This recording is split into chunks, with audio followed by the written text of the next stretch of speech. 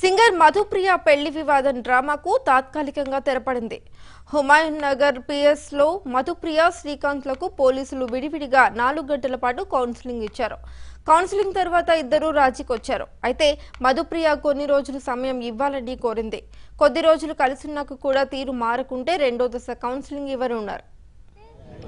మాకు ఇచ్చిన కౌన్సిలింగ్ లో అయితే ఇద్దరు కలిసి ఉండాలి, మంచిగా ఉండాలని చెప్పించారు. సో ఫ్యూచర్ లో మరి కొద్ది రోజులు టైం ఇచ్చారు. నాకు నేను తీసుకున్నాను కొద్ది రోజులు టైం అడిగి. సో తర్వాత మీరు విల్లింగ్ లో ఉన్నారా? కౌన్సిలింగ్ కి విల్లింగ్ లో ఉన్నారా? ఫోర్స్ గా వచ్చారా? లేదండి, విల్లింగ్ లో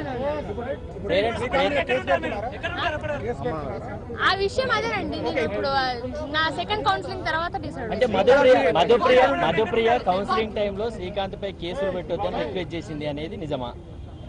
అవును, 100% నిజం. ఎందుకంటే ఒక మానవత్వ హృదయంతో చేశానండి అది.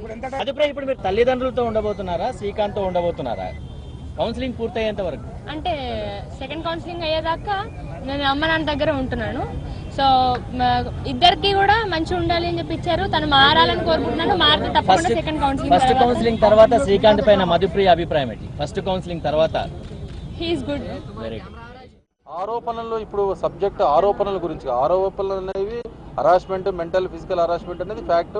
తన టార్చర్ చేస్తున్నాడు అవన్నీ ఫ్యాక్ట్. కాకపోతే ఈ రోజు కౌన్సిలింగ్ అనేది ఏంటంటే వాళ్ళది చాలా 6 months మ్యారిటల్ లైఫ్ సడన్గా కొలాప్స్ కావడం ఉద్దేశంతోనే ఇంతమంది కలిసి ఒకసారి ప్రాపర్గా కౌన్సిలింగ్ ఇవ్వాలి, అది ఒక ప్రొసీజర్ అని చెప్పి కౌన్సిలింగ్ ఇవ్వడం జరిగింది. దానికి కూడా ఎక్స్పర్ట్స్ని పిలిపించి కౌన్సిలింగ్ జరిగింది. ఆ కౌన్సిలింగ్లో ఆమెకు చెప్పింది ఏంటంటే ఓవరాల్గా ఇద్దరికి కూడా వాళ్ళ యొక్క మిస్టేక్స్ ఏంటి, వాళ్ళు ఎలా ఉండాలనే గురించి చెప్పడం జరిగింది. సో తనకు 2 days టైం కావాలని చెప్పటికి we wait for second counselling. Then తన అభిప్రాయం ఎలా ఉంటుంది.